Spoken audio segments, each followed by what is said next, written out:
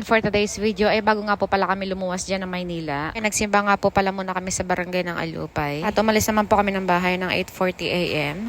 At maraming salamat nga po pala sa nagkatid sa amin sa Orthopedic Center. At nag-sponsor pala ng aming transportation. At yun nga po pala ay ang Kuya Mayon at Marjorie. At kumain nga po pala muna kami dyan bago pumasok ng Orthopedic Center.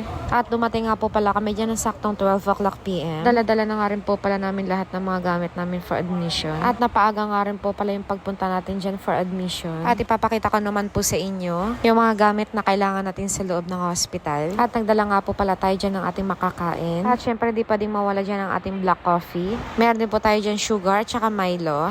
Chips Delight na oatmeal.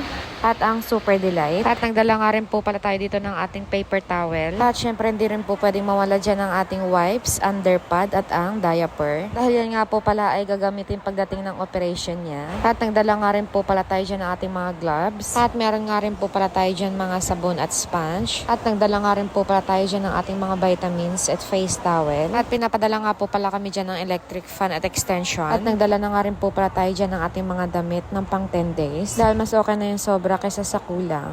At bago nga po pala tayo pumasok dyan sa admission ay inubos ko nga po pala muna dyan ang ating coffee. At pumasok nga po pala tayo dyan ng admitting office ng 1 o'clock PM. At pagpasok naman po natin dyan ng ating room ay binigyan nga po pala nila agad tayo ng hospital kit. At ang nilalaman nga po pala nito ay isang unan. At yung nga po pala hindi na natin kasama sa video dahil gamit na po siya na burner. Kutsara at tinidor na meron pa po siyang lagyanan. Meron din pong kasamang cup at digital thermometer.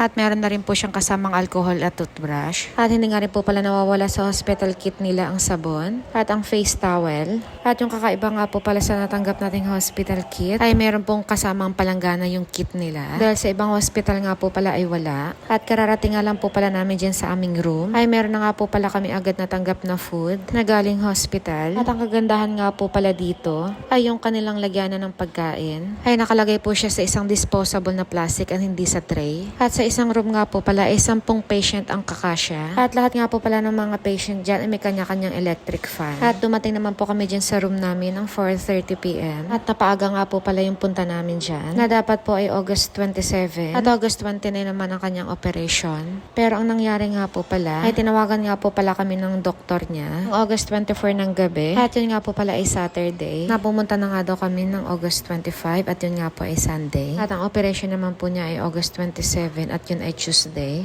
Kaya ang nangyari ay mas napaaga nga po pala ang kanyang operation dyan. At bumili nga lang din po pala tayo dyan ng ating maiinom. At pagdating ko nga po pala ng room dyan ay inayos ko nga po pala lahat ng mga gamit naming dala para mas madaling makuha pag kailangan natin siya. At hanggang dito na lang din po muna ang vlog natin for today's video. At abangan na lang din po ang next vlog sa araw ng operation niya. Maraming salamat. God bless and bye-bye!